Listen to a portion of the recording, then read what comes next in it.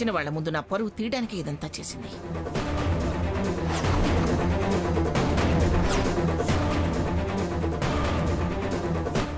నేను దానికి chicken fry, fish curry చేయమని చెప్పాను. ఎందుకు మార్చింది? ఎవరిని అడిగి మార్చింది? స్వర్ణ, ఏ స్వర్ణ! ఇప్పుడే కదా పిల్లగాడు పడుకున్నాడని చెప్పింది. ఏమిటి అరుపులు? వాడు దడుచుకుంటాడు. ఉలిక్కి పళ్ళేస్తే నీకంటే పెద్ద గొంతుతో ఏడుస్తాడు. చెప్పిన విన్నారుగా, 5 నిమిషాల్లో వాళ్ళ ఇష్టాలు వాళ్ళ కంచాల్లో ఉండాలి. అంతే కదా. రే రఘురామ్, ఆ ఫుడ్ ప్యాలెస్కు ఫోన్ చేసి ఆ చెప్పిన ఆర్డర్ ఇవ్వరా. అలాగే తాతయ్య.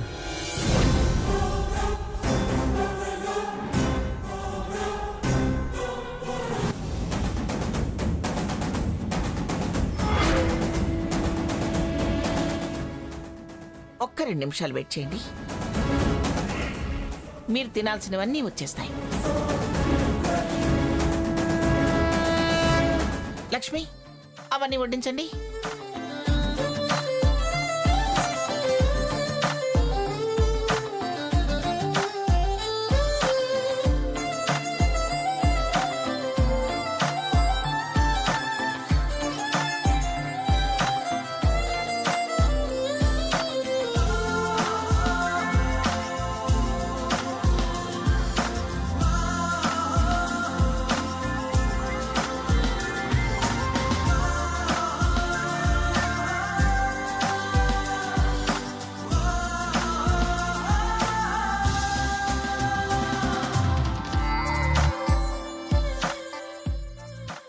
చేపల పులుసు కూడా వడ్డించు.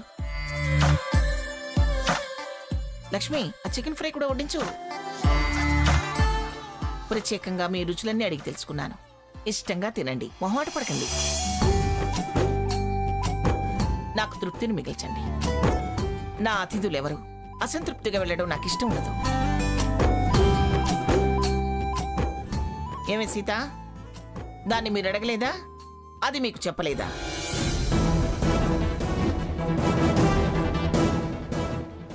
అయినా కోడి పులుసు, ఈ చెత్త చెదారం ఎవరు చేయమన్నారే దాన్ని?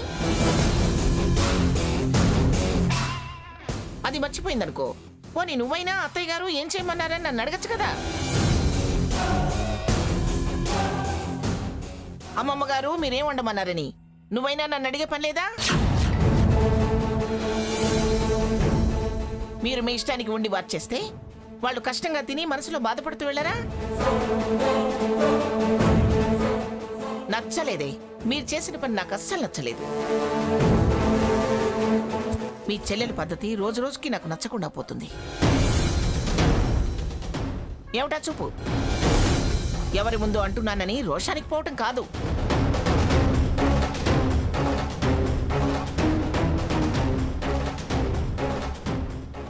వచ్చిన వాళ్ళ ముందు నేను తలదించుకునేలా చేసింది మీ చెల్లెలు. నీ మొహంలో దాని మొహం కనిపిస్తుంది.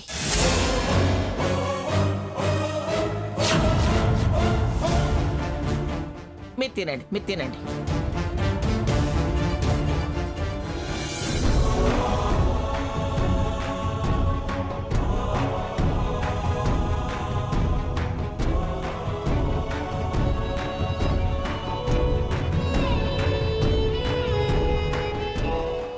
ఏదో పొరపాటు జరిగిపోయింది. ఇప్పుడు ఎందుకు ఇలా పరువు తీసుకోవటం? వాడు నా పరువు తీశారు కాబట్టి నేను ఇలా అనాల్సి వచ్చింది. ఇది మీకు కొత్త కాదు, మాకు కొత్త కాదు కదా. ముందు భోంచేయండి.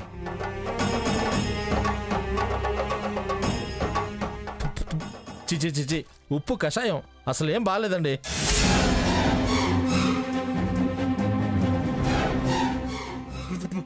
ఉడకలేదండి అసలు. చిచి, అస్సలు ఉడకలేదు, పచ్చిగా ఉంది.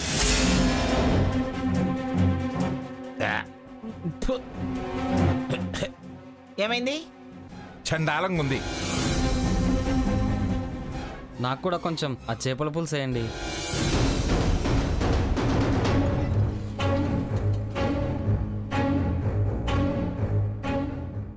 చేపల పులుసు అద్దిరింది.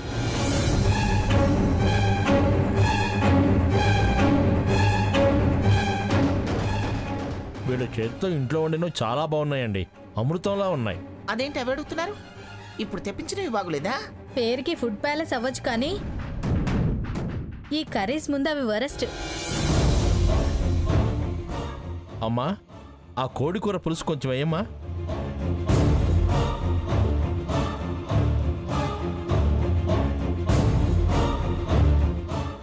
మొదట వడ్డించిన కోడికూర వడ్డించమ్మా. అలాగే రండి.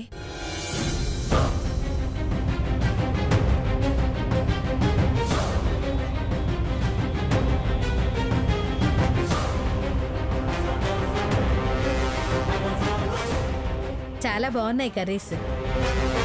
అత్తయ్య గారు, మీకు కొంచెం వేయమంటారా? వెయ్యమంటావా ఏమిటమ్మా, వేసేయ్. ఇదిగో మంగా, తినాలని మనసులో కోరిక పెట్టుకొని బయటకే మొహాట పడాల్సిన పని లేదు, తినేయి. నీ గురించి మా అందరికీ తెలుసుగా, వాళ్ళకి తెలుసులే. ఇదిగో చేప పులుసు ఇంకో ముక్క వేసుకో, మొహమాట పడుకో. అలాగే అలాగే.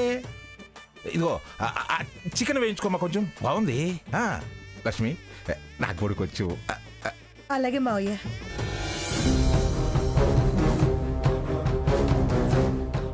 బావా, అందరూ కలిసి భోజనాలు చేస్తున్నారు. మీ గ్రానీ మనల్ని చూస్తే మళ్ళీ నానా యాగి చేస్తుంది. ఒక పని చేద్దాం, వెనక నుంచి వెళ్ళిపోదాం. ఆహా, బ్రహ్మాండంగా ఉంది. రుచి చూడక ముందే అరుపులు, కేకలు, అసహ్యాలు.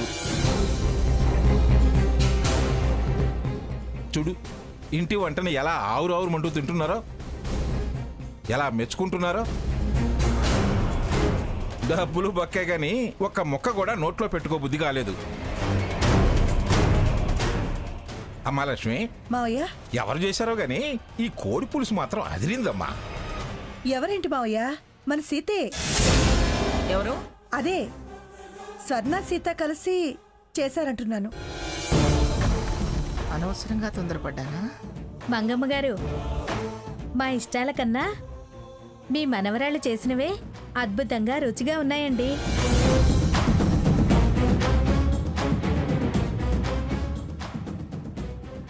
మరి మేము వెళ్ళొస్తామమ్మా, మాకు సెలవు ఇప్పించండి. అదేమిటి, నా మునిమనవని చూడకుండానే వెళ్ళిపోతారా?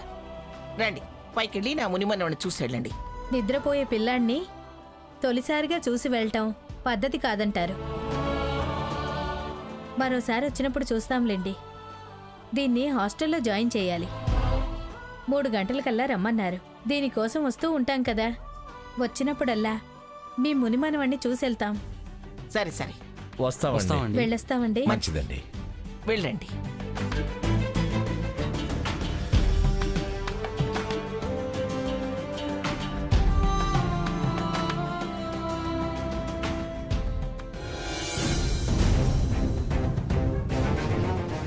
ఏమన్నా అంటే నాన్న మరిచిందంటారు కానీ నిన్నేగా అంతగా చెప్పింది.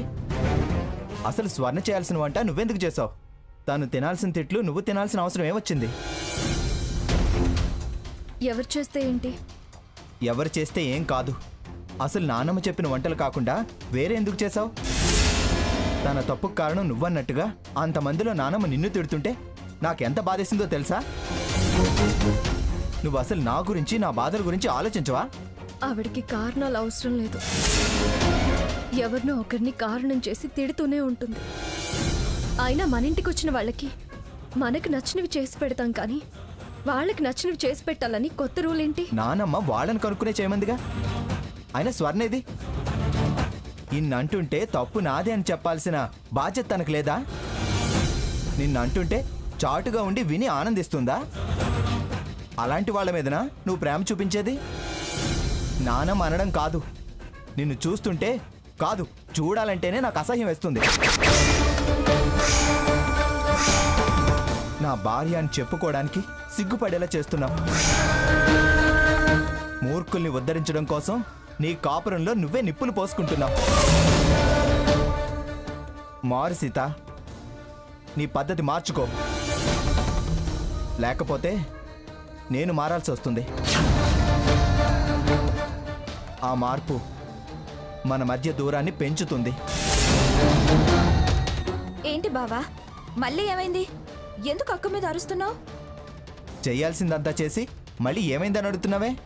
అసలు నానమ్మ చెప్పిందేంటి, నువ్వు చేసిందేంటి? నువ్వు తప్పుకొని మీ అక్కతో చేయించి తిట్లు తినిపించి వేడుకు చూస్తున్నావా? కోతి తను చెడింది కాక వనమంతా చెరిచినట్టు నీ కాపురాన్నే కాకుండా మీ అక్క కాపురాన్ని కూడా కోల్చాలనుకుంటున్నావా? నానమ్మ చెప్పినవి కాకుండా మార్చి ఎందుకు చేయాల్సి వచ్చింది? ఇప్పుడొచ్చి ఏమైంది అని అడగాల్సిన పనే ఉంది. చూడు సీత, నానమ్మ ఇష్ట ప్రకారం నడుచుకోవడం చేత కాకపోతే నువ్విక్కడ ఉండాల్సిన అవసరం లేదు.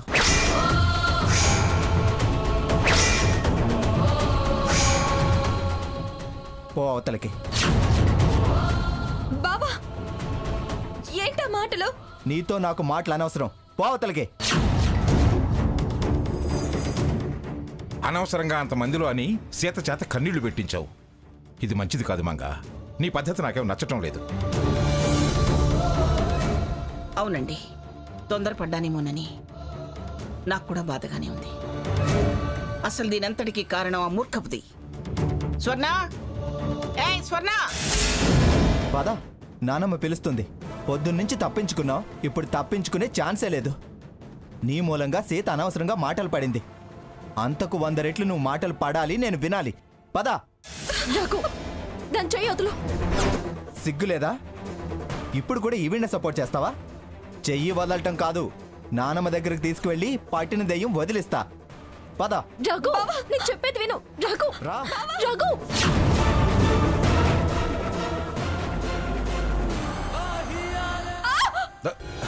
డేయ్,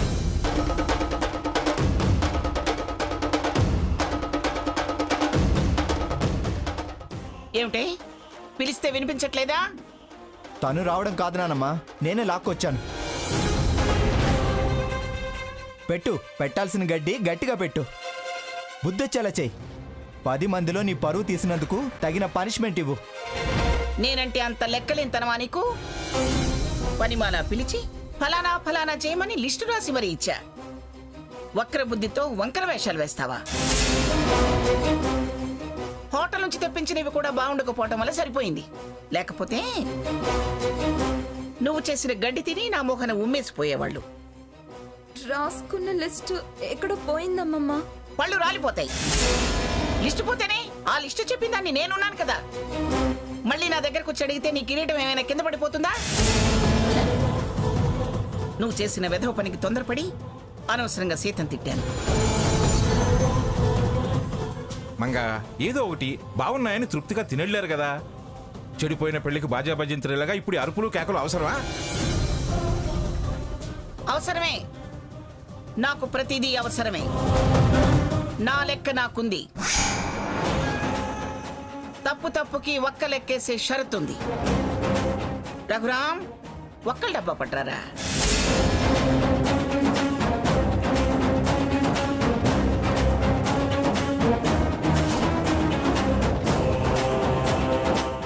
ఒక్కలు దగ్గర పడుతున్నాయి.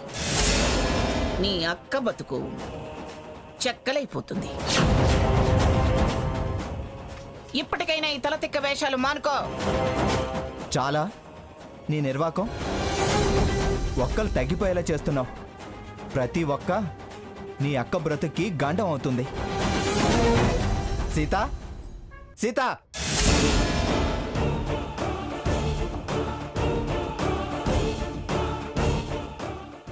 నానమ్మ, సీత కనిపించడం లేదు.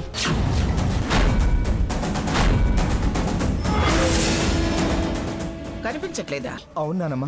ఏమైంది? ఎక్కడికెళ్ళింది? ఇప్పుడే స్వర్ణం తీసుకొచ్చేటప్పుడు గదిలోనే ఉంది. నువ్వు ఒక్క తీసావని చెప్దామని వెళ్తే ఎక్కడా కనపడడం లేదు. రేయ్ రఘు, నువ్వు స్వర్ణాన్ని ఇక్కడికి తీసుకొచ్చే ముందు సీతనేమన్నా అన్నావా? అవతల మనిషి కనిపించట్లేదంటే మీ లాయర్ ప్రశ్నలేమిటి? లాయర్ ప్రశ్నలు కాదు, జడ్జి విచారణ. చెప్పరా, నువ్వు సీతనేమన్నా అన్నావా?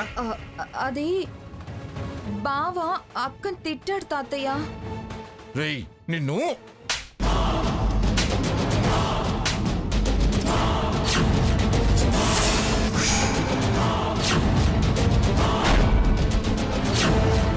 వాణ్ణి కొడతారేమిటి? నీకు బుద్ధి రావటానికే. ఒకళ్ళ తర్వాత ఒకళ్ళు వంతులేసుకుని తిడితే చిన్న గుండె విలవిల్లాడిపోయి ఉంటుంది. ఎవరికి చెప్పుకోవాలో తెలియక తనని తాను ఓదార్చుకోలేక ఎటో వెళ్ళిపోయి ఉంటుంది. నీ ఒక్కల లెక్క ఈ ఇంటిని వల్లకాడు చేసేలా ఉందే. పోయి వెతుకు. బాధ భరించలేక కఠినమైన నిర్ణయం తీసుకోకముందే వెళ్ళి కాపాడుకో. ఓ వెళ్ళరా. మీరనేటువంటి నిర్ణయాలు తీసుకోవడానికి సీత పిచ్చిది కాదు, పిరికిది కాదు. నువ్వెవరికైనా పిచ్చెక్కిస్తావే. పోన్రా, వెళ్ళండి. వెళ్ళి ముందు వెతకండి. ఆగండ్రా.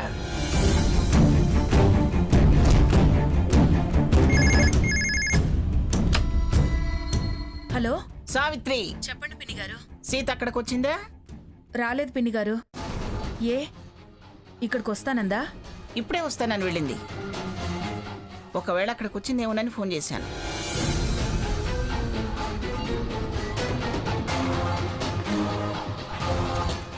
ఏయ్ వెళ్ళండిరా, తొందరగా వెళ్ళి వెతకండి. ఆలస్యం చేస్తే మనిషిని మనిషిగా తీసుకురాలేరురా. వెళ్ళండి వెళ్ళండి రా. రేయ్ సాకేత్, వెళ్ళండి. దీనంతటికీ కారణం నువ్వేనే, తింగరిదానా. నోరు ముయ్యవే. తప్పు నీ మీదకి వస్తుందనా తన మీదకి నెట్టాలని చూస్తున్నావు? స్వర్ణ, దీని ఎదురుగా ఉండటం కంటే మనం కూడా వెళ్ళి 4 బజార్లు వెతకడం మంచిది. రామ్మా. మరి బాబు తాతయ్య? సరే నువ్వు ఉండమ్మా, నేను వెళ్ళి వెతుకొస్తా.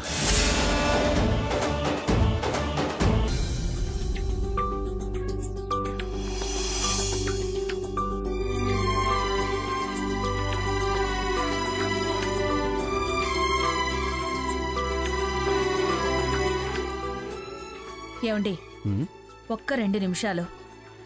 రేపటి నుంచి దేవీ నవరాత్రులు ప్రారంభం అవుతున్నాయి కదా. దేవుడికి నైవేద్యం అయింది. తులసమ్మకి నైవేద్యం పెట్టొచ్చి మీకు వడ్డిస్తాను. నేనిప్పుడు అడిగానా? 2 నిమిషాలు కాకపోతే 20 నిమిషాలు ఆగుతాను. వెళ్ళిరా, నాకేం తొందరలేదులే.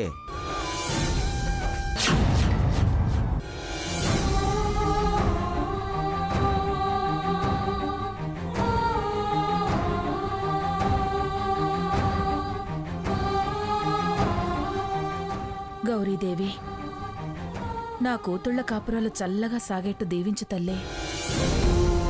ఈ నవరాత్రి 9 రోజులు దీప ధూప నైవేద్యాలతో నీ పూజ చేసుకుంటాను.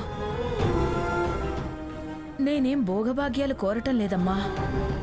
మా పిల్లలకి జీవితకాలం సుఖ సంతోషాలు సౌభాగ్యాలు సమకూర్చు తల్లి.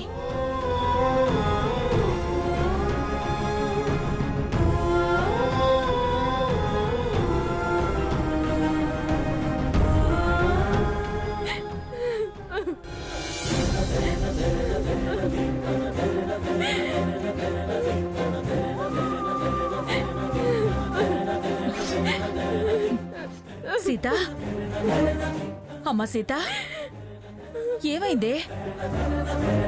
ఎప్పుడొచ్చావు? ఎందుకు ఇక్కడ కూర్చుని ఏడుస్తున్నావు? ఏమైందే చెప్పు. సీత, ఏమండి ఏమండి? సీత అండి, చెప్పమ్మా, ఏమైందో చెప్పు. ఏమిటి సావిత్రి? సీత, ఎప్పుడొచ్చావమ్మా? ఎందుకు ఏడుస్తున్నావు? ఎప్పుడొచ్చిందో ఏవో ఇక్కడ కూర్చుని బోరున ఏడుస్తోందండి. ఏమైంది అంటే చెప్పట్లేదండి. అమ్మా సీత, ఏంటమ్మా ఇది? ఎందుకు ఏడుస్తున్నావు? ఇంట్లోకి రాకుండా ఎక్కడ కూర్చున్నావేంటి తల్లి?